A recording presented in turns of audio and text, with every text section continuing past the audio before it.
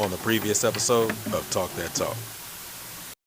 Yeah, with a visionary, a person that can put together a group of people that can accomplish the goal that they the organization sets out. Like that's why I use drum corps as an example. Every drum corps is different. Like this conversation we were just having, they don't have any of those issues in DCI at all. Every drum corps has their own identity, but every year the show is different.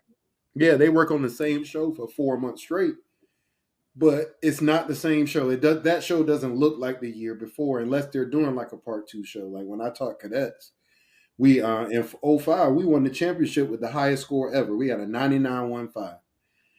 Blue Devils have since crushed that score out the window. They scored like a 99.5 or 6 a couple years ago, like almost a perfect score, which is ridiculous. But that show was part one. We did the door part one.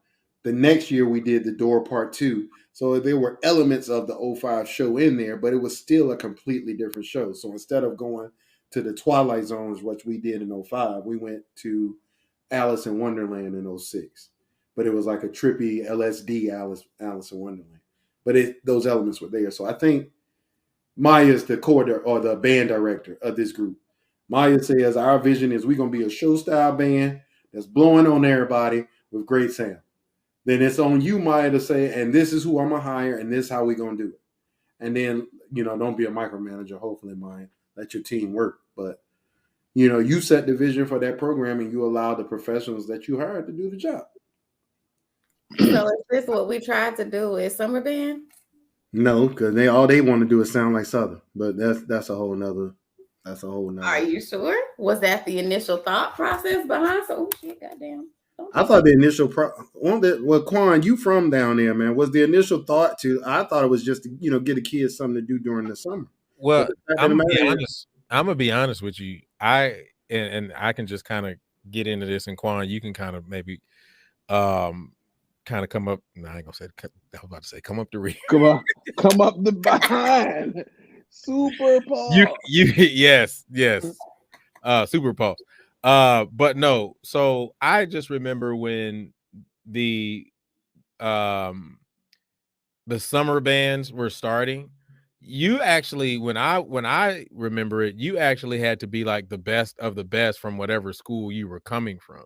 You couldn't just be that random third trumpet player that can't even blow his nose, but then all of a sudden you're supposed to be the screamer in this band. No, it was called, the original thing was called the AllStar Band. That's what it was called. And it really had the best of the best from those different schools. So there were a lot of kids from Willeridge who were trying to march in those bands. I just remember Miss Thorne saying, "You're not marching in those bands. If you march in those bands, you ain't coming back to this one." But I know that there were a lot of bands, a lot of people around the city who were participating in these all-star bands, and they were actually doing field shows at that time. So that's kind of what it was supposed to be from what I remember. Now, Quan may have a different experience. I don't know. So for me, when I first heard of All-Star Band, I actually wasn't even in band. And like the New Orleans had an All-Star Band. I think it was called like New Orleans like Public School All-Star Band or something like that. And they had a performance in the Superdome where like everybody marched in their uniforms. And I mean, it was a nice come together, like family reunion type thing. And that was cool. But the main or premier All-Star Band, honestly, was Louisiana Leadership.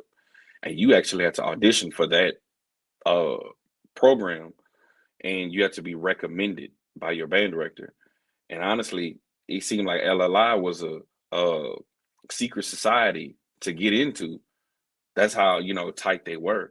And I believe one year, peace be unto him, Mr. Cornell Knighton was like over it. I can't recall, but like it was something serious. But it was basically a program that awarded your best bandsman to take some of the same pedagogy back to your school and help your program.